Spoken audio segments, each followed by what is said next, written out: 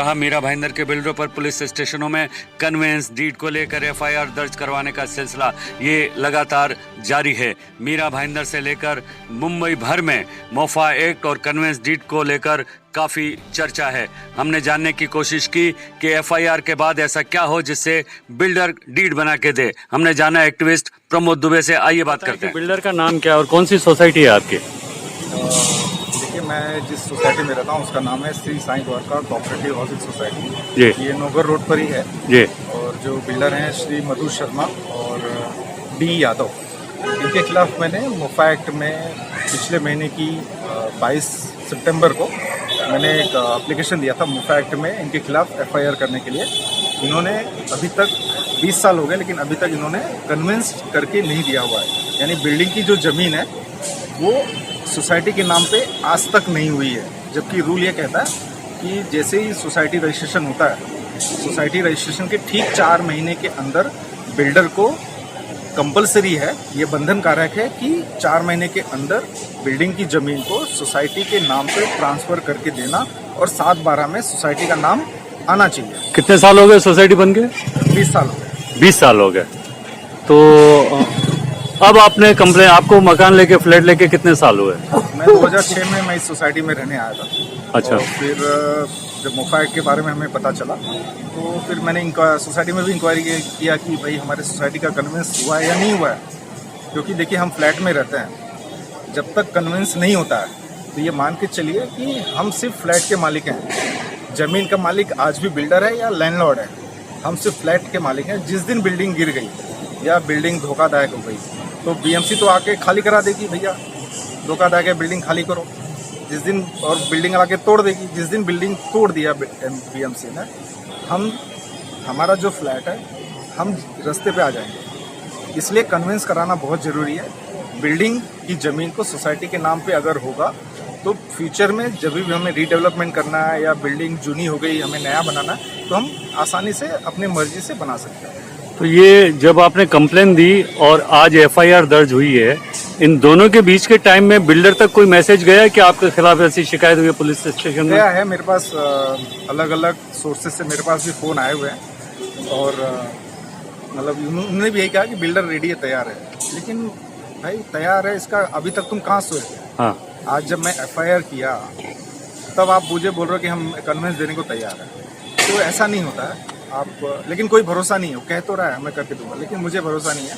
एक बार एफआईआर होगी, कानून के हिसाब से हम चलेंगे और फिर उसके हिसाब से कन्विंस हम बना के लेंगे। तो एफआईआर के बाद अगली प्रोसीजर क्या है? अगला प्रोसीजर क्या है? एफआईआर होने के बाद ये नॉन बेलेबल ये है मोफा एक्ट जो है, बिल्डर पे एफआईआर होगी और उसको अरेस्ट किया जाएगा। और अरेस्ट करने के बाद कोर्ट में जो चार्जशीट फाइल होती है जैसा रूल के हिसाब से चार्जशीट फाइल करेंगे, फिर हम कोर्ट में जाएंगे। कोर्ट को बोलेंगे भाई अभी तक इन्होंने 20 साल हो गए, बिल्डिंग तो बना के दी लेकिन सोसाइटी का कन्विंस अभी तक नहीं दिया है, जबकि इनको 4। अच्छा प्रमोद जी, एक बात जानना चाहेंगे आपसे कि जैसा एफआईआर दर्ज होने के बाद अभी अगला प्रोसीजर पुलिस करती है कि उसको वारंट या अरेस्ट का उसको वारंट जाता है, ये नॉन बेलेबल ऑफेंस है, कैसा है? Non bailable. बिल्डर को अरेस्ट किया, अरेस्ट करने के बाद भी क्या डीड बनाने का प्रोसेस चालू रहेगा? बिल्कुल। तो अब तो कोर्ट के थ्रू होगा सारा चीज़, और सारा चीज़ें कोर्ट के आदेश पे अब होगा। यानी उसकी गिरफ्तारी के बाद भी उसको कन्वेंस डीड बना के देनी है? देना है, बिल्कुल देना है। मोफा एक्ट साफ साफ कहता है नहीं करेगा तो उसको सजा होगी, नहीं करके देगा तो सजा होगी। और जब मामला कोर्ट में जाएगा कोर्ट के आदेश के अनुसार बिल्डर ये एफआईआर के बाद बिल्डर को नीचे आकर के बात करनी पड़ेगी, ऐसा आपके इसमें ये एफआईआर के बाद कुछ ऐसा कोई प्रावधान है? कॉन्स्टिट्यूशन राइट हमें दिया हुआ है कि हमें कोई भी हमारे साथ धोखाधड़ी करता है तो हम सरकार के पास जाते हैं, पुलिस के पास जाते हैं और वो हमारे अधिकारों की रक्षा करता है।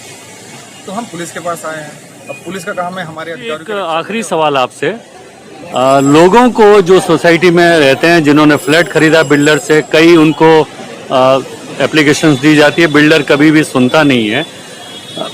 सोसाइटी के चेयरमैन सेक्रेटरी कई बार ये बोलते हैं बिल्डर इतना पैसा मांग रहा है, 10 लाख मांग रहा है, 15 लाख मांग रहा है, फिर हार करके ये बोलते हैं हम कन्वेंस डीड कन्वेंस बनाते हैं, कन्वेंस डीड छोड़ दो, उसमें भी 15-15 लाख रुपए वकील मांगते हैं। तो ये कहाँ तक खर्चे की जो बात आती है वो कहाँ तक जायज़ है और कितना एक्चुअली लगता है और किस तरीके से ये डीड बनाई जाती है?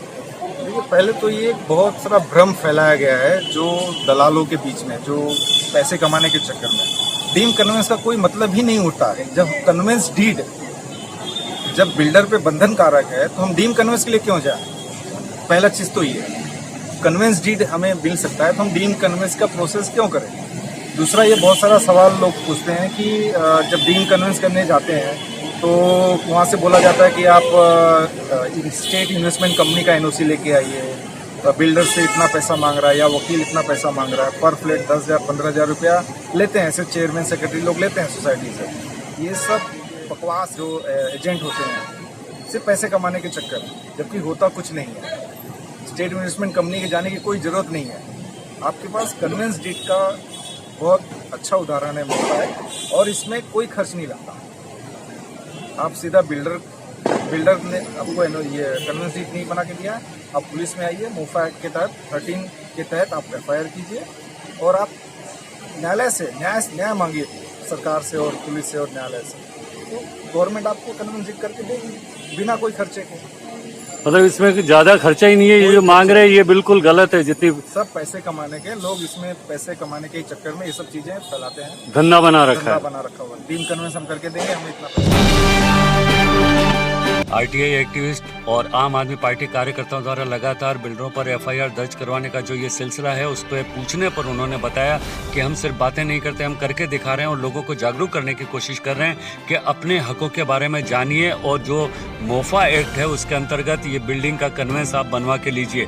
25 से 30 साल के बाद में ये बिल्डिंग गिर जाएगी तो उसके बाद आपके हाथ में कुछ नहीं आएगा, और उसका असर नज़र भी आ रहा है, क्योंकि कई बिल्डरों ने फ़ोन करके इन कार्यकर्ताओं से कहा भी है कि हम आपको कन्वेंस डीड बना के दे रहे हैं बिना शर्त और बिना कुछ पैसा लिए। लेकिन देखना दिलचस्प होगा कि क्या ये बिल्डर बिना अरेस्ट हुए, बिना जेल जाए, बिना कोर्ट का सामना किए ये बना के देते हैं, ये आने वाले समय में पता चलेगा। MB न्यूज़ के लिए मैं राजेश शर्मा। चैनल को सब्सक्राइब, लाइक और शेयर ज़रूर करें।